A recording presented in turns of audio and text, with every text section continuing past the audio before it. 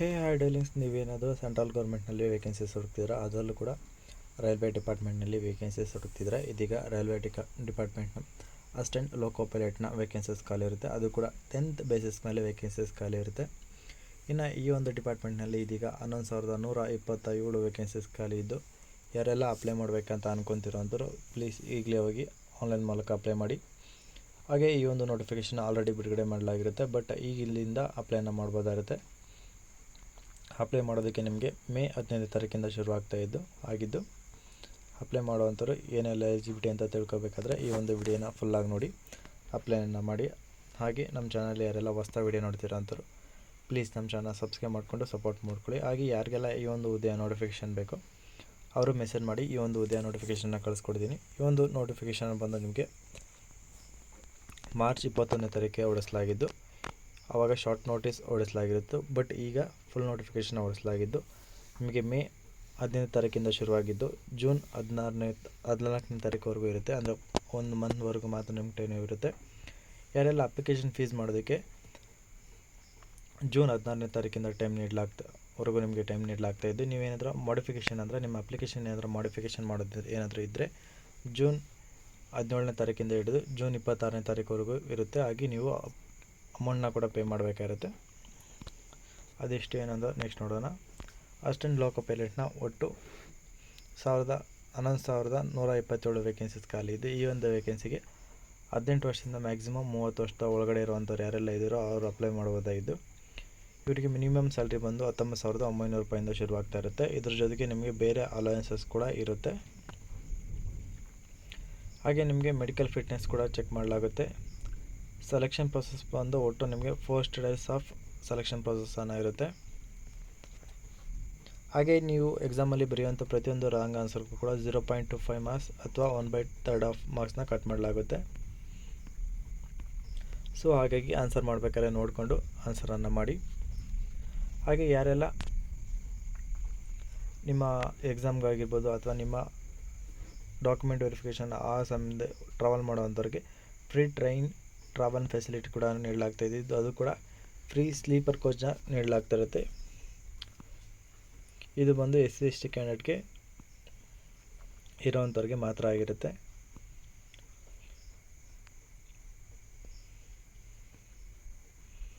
ಇನ್ನು ನೆಕ್ಸ್ಟ್ ಬಂದು ಏನಾದರೂ ನೀವು ಅಪ್ಲೈ ಮಾಡಬೇಕಾದ್ರೆ ಏನಾದರೂ ಬೇರೆ ಟೆಕ್ನಿಕಲ್ ಏನಾದರೂ ಇಶ್ಯೂ ಏನಾದರೂ ಆದರೆ 10 to 5 PM ಒಳಗಡೆ ವರ್ಕಿಂಗ್ ಡೇಸ್ನಲ್ಲಿ ಇಲ್ಲಿರೋ ನಂಬರ್ಗೆ ಅಥವಾ ಇಲ್ಲಿರೋ ಮೇಲ್ಗೆ ನೀವು ಕಾಂಟ್ಯಾಕ್ಟ್ ಮಾಡ್ಬೋದಿರುತ್ತೆ. ವರ್ಕಿಂಗ್ ಟೈಮ್ಸ್ನಲ್ಲಿ, ಯಾಕಂತಂದರೆ ಬೇಗ ರೆಸ್ಪಾನ್ಸ್ ಸಿಗುತ್ತೆ. ಒಂದು ವೇಳೆ ವರ್ಕಿಂಗ್ ಟೈಮ್ನಲ್ಲಿ ಇಲ್ಲ ಅಂದರೆ ನಿಮಗೆ ರೆಸ್ಪಾನ್ಸ್ ಸಿಗೋದು ಲೇಟ್ ಆಗುತ್ತೆ ಮತ್ತು ಲೈನ್ ಕೂಡ ಬ್ಯುಸಿಯಾಗಿರುತ್ತೆ. ಸೊ ನೀವು ಕಂಟಿನ್ಯೂಸ್ ಆಗಿ ಕಾಲ್ ಮಾಡಬೇಕಾಗಿರುತ್ತೆ. ಹಾಗೆ ಇದರಲ್ಲಿ ಮೆಡಿಕಲ್ ಫಿಟ್ನೆಸ್ ಮತ್ತು ಫಿಸಿಕಲ್ ಫಿಟ್ನೆಸ್ ಕೂಡ ಚೆಕ್ ಮಾಡಲಾಗುತ್ತೆ. ಯಾರೆಲ್ಲ ಅಪ್ಲೈ ಮಾಡುವಂಥ www.indianrailways.gov.in ಈ ಒಂದು ಅಫಿಷಿಯಲ್ ವೆಬ್ಸೈಟ್ನ ಮೂಲಕ ನೀವು ಪೇಯನ್ನು ಮಾಡ್ಬೋದಾಗಿರುತ್ತೆ. ಇನ್ನು ಮ್ಯಾಕ್ಸಿಮಮ್ ಏಜ್ ಲಿಮಿಟಲ್ಲಿ ರಿಲ್ಯಾಕ್ಸೇಷನ್ ಏನಂತ ನೋಡೋದಾದರೆ SC/STಗೆ 5 years, OBCಗೆ 3 years, ಹಾಗೆ ಸರ್ವಿಸ್ ಮ್ಯಾನ್ಗೆ ಬಂದು 3 to 8 yearsವರೆಗೂ ಇರುತ್ತೆ. ಇನ್ನು ಯಾರೆಲ್ಲ ಗ್ರೂಪ್ ಡಿಯಲ್ಲಿ ರೈಲ್ವೆ ಸ್ಟಾಪ್ ಆಗಿ ವರ್ಕ್ ಮಾಡಿದ್ರು ಅಟ್ ಮಿನಿಮಮ್ 3 years ಅವ್ರಿಗೆ 40 to 45 yearsವರೆಗೂ ಇರುತ್ತೆ. ಇನ್ನು ಯಾರೆಲ್ಲ ರೈಲ್ವೇಸ್ನಲ್ಲಿ ವರ್ಕ್ ಮಾಡಿರೋವಂಥವ್ರು ಕೋಆಪ್ರೇಟಿವ್ ಸೊಸೈಟಿಯಲ್ಲಿ ಯಾರು ವರ್ಕ್ ಮಾಡಿರೋವಂಥವ್ರಿಗೆ ಅವ್ರಿಗೂ ಕೂಡ 5 yearsವರೆಗೂ ನೀಡಲಾಗ್ತಾ ಇರುತ್ತೆ. ಇನ್ನು ವುಮೆನ್ಸ್ ಯಾರೆಲ್ಲ ಅಪ್ಲೈ ಮಾಡ್ತಿರೋವಂಥವ್ರು ಅದರಲ್ಲಿ ಯಾರೆಲ್ಲ ಡಿವೋರ್ಸ್ ಆಗಿರೋರು ಮತ್ತು ನಾಟ್ ರೀಮ್ಯಾರಿಡ್ ಮತ್ತು ಮದುವೆ ಆಗದಿರೋವಂಥವ್ರಿಗೆ 35 to 40 yearsವರೆಗೂ ಇರುತ್ತೆ. ಇನ್ನು ನೆಕ್ಸ್ಟ್ ಬಂದು ಯಾರೆಲ್ಲ ತಮ್ಮ ಎಜುಕೇಷನ್ನ ಅಟ್ 25 ಏಜ್ ಒಳಗಡೆ ಕಂಪ್ಲೀಟ್ ಮಾಡಿದ್ರು ಅಂಥವ್ರಿಗೆ 35 to 40 years ಒಳಗಡೆ ಅಂಥವ್ರಿಗೆ ಏಜ್ ರಿಲ್ಯಾಕ್ಸೇಷನ್ ನೀಡಲಾಗ್ತಿರುತ್ತೆ. ಇನ್ನು ನೆಕ್ಸ್ಟ್ ಬಂದು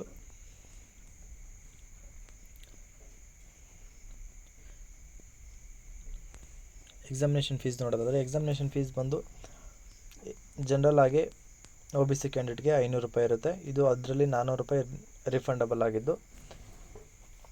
ಇನ್ನು ನೆಕ್ಸ್ಟ್ ಬಂದು SC/ST ex service man female transgender ಇರೋವಂಥವ್ರಿಗೆ 250 ರೂಪೀಸ್ ಇರುತ್ತೆ. ಈ ಒಂದು 250 ರೂಪೀಸು ಕೂಡ ರಿಫಂಡಬಲ್ ಆಗಿರುತ್ತೆ. ನಿಮ್ಮ ಎಕ್ಸಾಮಿನೇಷನ್ ಸಮಯದಲ್ಲಿ ನಿಮಗೆ ರಿಫಂಡಬಲ್ ಆಗುತ್ತೆ ನಿಮ್ಮ ಅಮೌಂಟ್.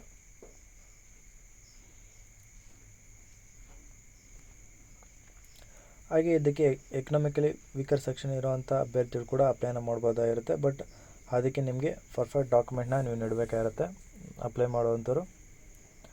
ಹಾಗೆ ಅಪ್ಲೈ ಮಾಡುವಂಥವ್ರು ಯಾರೆಲ್ಲ ಕ್ಯಾಸ್ಟ್ ವೈಸ್ ಇದ್ದಾರೋ ಅಂಥವ್ರು ಕ್ಯಾಸ್ಟ್ ಸರ್ಟಿಫಿಕೇಟ್ನ ಸಬ್ಮಿಟ್ ಮಾಡಿ, ಇಲ್ಲಾಂದರೆ ನಿಮ್ಮನ್ನ ಜನರಲ್ ಕ್ಯಾಟಗರಿಗೆ ಸೆಲೆಕ್ಷನ್ ಮಾಡಲಾಗುತ್ತೆ.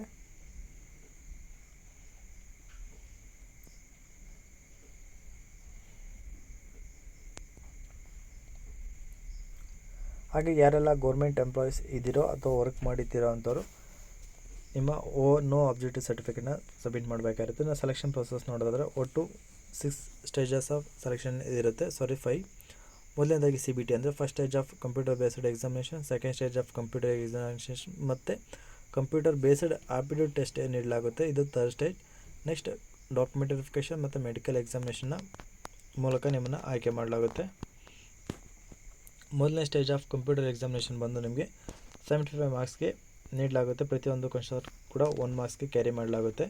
ಇದರಲ್ಲಿ ಮ್ಯಾಥಮೆಟಿಕ್ಸ್, ಮೆಂಟಲ್ ಅಬಿಲಿಟಿ ಮತ್ತು ಜನರಲ್ ಸೈನ್ಸ್ನ ಬಗ್ಗೆ ನಿಮಗೆ ಕ್ವಶನ್ಸ್ ನೀಡಲಾಗುತ್ತೆ. ನೆಕ್ಸ್ಟ್ ಬಂದು ಸ್ಟೇಜ್ 2 ಆಫ್ ಇದರಲ್ಲಿ ನಿಮಗೆ ಪಾರ್ಟ್ 1 ಆಗಿ ಪಾರ್ಟ್ 2 ಆಗಿ ವಿಂಗಡಣೆ ಮಾಡಲಾಗಿದ್ದು ಒಟ್ಟು ನಿಮಗೆ 90 ಮಿನಿಟ್ಸ್ ಫಸ್ಟ್ ಪೇಪರ್ಗೆ, 60 ಮಿನಿಟ್ಸ್ ಸೆಕೆಂಡ್ ಪೇಪರ್ಗೆ ನೀಡಲಾಗುತ್ತೆ. ಇದರಲ್ಲಿ ಕೂಡ ನೀವು ಮಿನಿಮಮ್ ಕ್ವಾಲಿಫೈಯಿಂಗ್ ಮಾರ್ಕ್ಸ್ನ ತೊಗೋಬೇಕಾಗಿರುತ್ತೆ. 35 to 40 ಮಾರ್ಕ್ಸ್ ಇರುತ್ತೆ ಮಿನಿಮಮ್ ಕ್ವಾಲಿಫೈಯಿಂಗ್ ಮಾರ್ಕ್ಸ್.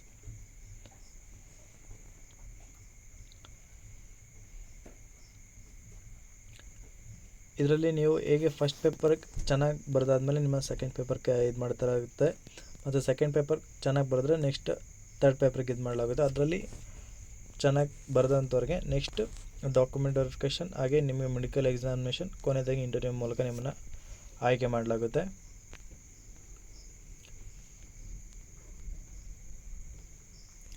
ಹಾಗೆ ಅಪ್ಲೈ ಮಾಡುವಂಥವ್ರು ನಿಮ್ಮ ಡಾಕ್ಯುಮೆಂಟ್ಸ್ ಬಂದು ಸ್ಕ್ಯಾನ್ಡ್ ಆಗಿರೋಂಥ ಡಾಕ್ಯುಮೆಂಟ್ನೇ ಅಪ್ಲೈ ಮಾಡಿ. ಹಾಗೆ ಅಪ್ಲೈ ಮಾಡುವಂಥ ಸಮಯದಲ್ಲಿ ನಿಮ್ಮ ಸ್ಟೇಟ್ ವೈಸ್ನಾಗಿ ವೆಬ್ಸೈಟ್ನ ಬಿಡುಗಡೆ ಮಾಡಲಾಗಿದ್ದು, ಅಂದರೆ ನಿಮ್ಮ ಏನಾದರೂ ಫರ್ದರ್ ಏನೇ ಇನ್ಫಾರ್ಮೇಷನ್ಗೋಸ್ಕರ ಅಥವಾ ಪ್ರಾಕ್ಟೀಸ್ ಅಂದರೆ ನಿಮ್ಮ ಎಕ್ಸಾಮಿನೇಷನ್ ಪ್ರಾಕ್ಟೀಸ್ಗೋಸ್ಕರ ವೆಬ್ಸೈಟ್ನ ಡಿಸೈನ್ ಮಾಡಲಾಗುತ್ತೆ. ಯಾವ ನಿಮ್ಮ ಸ್ಟೇಟ್ ವೈಸ್ನಾಗಿ ಚೆಕ್ ಮಾಡಿಕೊಂಡು ಅಪ್ಲೈನ ಮಾಡ್ಬೋದಾಗಿರುತ್ತೆ. ಹಾಗೆ ನಿಮ್ಮ ಅಪ್ಲಿಕೇಶನ್ ಏನಾದರೂ ಮಾಡಿಫಿಕೇಷನ್ ನೀವೇನಾದರೂ ಮಾಡ್ತಿದ್ರೆ ಅದಕ್ಕೆ ನೀವು 250 ರೂಪಾಯಿ ಪೇ ಮಾಡಬೇಕಾಗಿದ್ದು, ಇದು ನಾನ್ ರಿಫಂಡಬಲ್ ಅಮೌಂಟ್ ಆಗಿರುತ್ತೆ. ಇದು ನಿಮಗೆ ಜೂನ್ 17ನೇ ತಾರೀಕಿಂದ ಜೂನ್ 26ನೇ ತಾರೀಕುವರೆಗೂ ನಿಮಗೆ ಟೈಮ್ ಇರುತ್ತೆ. ಬಟ್ ಆ ರೀತಿ ಯಾರೂ ಮಾಡ್ಕೊಳಕ್ಕೆ ಹೋಗಬೇಡಿ. ಒಂದೇ ಸಲ ಕ್ಲಿಯರಾಗಿ 1 or 2 ಟೈಮ್ ಚೆಕ್ ಮಾಡಿಕೊಂಡು ಸಬ್ಮಿಟನ್ನು ಮಾಡಿ. ಹಾಗೆ ಸಬ್ಮಿಟನ್ನು ಮಾಡೋ ಸಮಯದಲ್ಲಿ ಯಾವುದೇ ಅಪ್ಲಿಕೇಶನ್ ಇನ್ಕಂಪ್ಲೀಟ್ ಇಲ್ಲದೆ ಇರಲಿ, ಹಾಗೆ ನಿಮ್ಮ ಡಾಕ್ಯುಮೆಂಟ್ ಎಲ್ಲ ಕೂಡ ಸರಿಯಾಗಿರಲಿ. ಆ ರೀತಿ ಏನಾದರೂ ತಪ್ಪಿದರೂ ಕೂಡ ನಿಮ್ಮ ಅಪ್ಲಿಕೇಶನ್ಗಳು ಆಗಲೇ ರಿಜೆಕ್ಟ್ ಆಗುತ್ತೆ. ಸೊ ನೋಡಿಕೊಂಡು ಸಬ್ಮಿಟ್ ಮಾಡಿ. ಇನ್ನು ಈ ಒಂದು ಹುದ್ದೆಗೆ ಬೇಕಾಗಿರುವಂಥ ಎಜುಕೇಷನ್ ಕ್ವಾಲಿಫಿಕೇಷನ್, ಹಾಗೆ ಇದರಲ್ಲಿ ಯಾರು ಇದ್ದಿರೋ PWBD ಕ್ಯಾಟಗರಿ ಅವ್ರು ಯಾರಿಗೂ ಕೂಡ ಜಾಬ್ಸ್ ಅನ್ನೋದು ಇರೋದಿಲ್ಲ, ರಿಸರ್ವೇಷನ್ ಇರೋದಿಲ್ಲ ಮತ್ತು ಜಾಬ್ಸ್ ಇರೋದಿಲ್ಲ.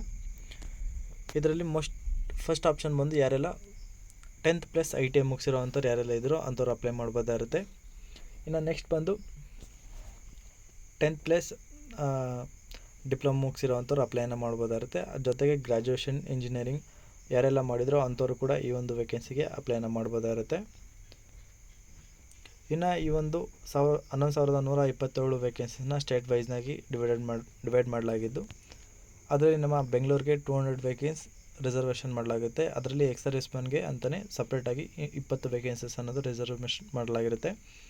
ಸೊ ಇದರಲ್ಲಿ ನೀವು ಚೆಕ್ ಮಾಡ್ಕೋಬೋದಾಗಿರುತ್ತೆ ಯಾವ ಸ್ಟೇಟ್ಗೆ ಎಷ್ಟು ವೇಕೆನ್ಸಿ ರಿಸರ್ವೇಷನ್ ಇದೆ ಮತ್ತು ಎಷ್ಟು ಕ್ಯಾಟಗರಿಗೆ ಎಷ್ಟು ಜಾಬ್ಸ್ ಅನ್ನೋದು ರಿಸರ್ವೇಷನ್ ಅಂತ ಚೆಕ್ ಮಾಡ್ಕೊಂಡು ಅಪ್ಲೈನ ಮಾಡೋವಂಥವ್ರು ಮಾಡ್ಬೋದಾಗಿರುತ್ತೆ. ಸೊ ಇದಾಗಿರುತ್ತೆ ಇವತ್ತಿನ ವಿಡಿಯೋ. ಈ ಒಂದು ವಿಡಿಯೋದ ಬಗ್ಗೆ ನಿಮ್ಗೆ ಏನಾದರೂ ಡೌಟ್ ಇತ್ತಪ್ಪ ಅಂದರೆ ಕಮೆಂಟ್ ಮಾಡಿ. ಹಾಗೆ ಯಾರೆಲ್ಲ ಈ ಒಂದು ಹುದ್ದೆಗೆ ಅಪ್ಲೈ ಮಾಡ್ತೀರೋ ಅವರೆಲ್ಲರಿಗೂ ನನ್ನ ಕಡೆಯಿಂದ ವೆರಿ ಆಲ್ ದ ಬೆಸ್ಟ್ ಅಂತ ತಿಳಿಸ್ತಾ, ಇದೇ ಥರದ ಹೆಚ್ಚಿನ ಉದ್ಯೋಗ ಮಾಹಿತಿಗಾಗಿ ತಪ್ಪದೆ ನಮ್ಮ ಚಾನಲ್ ಸಬ್ಸ್ಕ್ರೈಬ್ ಮಾಡಿಕೊಂಡು ಪ್ಲೀಸ್ ಸಪೋರ್ಟ್ ಮಾಡಿ ಅಂತ ಕೇಳ್ತಾ, ಯಾರೆಲ್ಲ ಜಾಬ್ಸ್ನ ಹುಡುಕ್ತಿರೋ ಅಂಥವ್ರಿಗೆ ಈ ಒಂದು ವಿಡಿಯೋನ ಶೇರ್ ಮಾಡಿ. ಹಾಗೆ ತಪ್ಪದೆ ಲೈಕ್ ಮಾಡಿ, ಶೇರ್ ಮಾಡಿ. ಧನ್ಯವಾದಗಳು.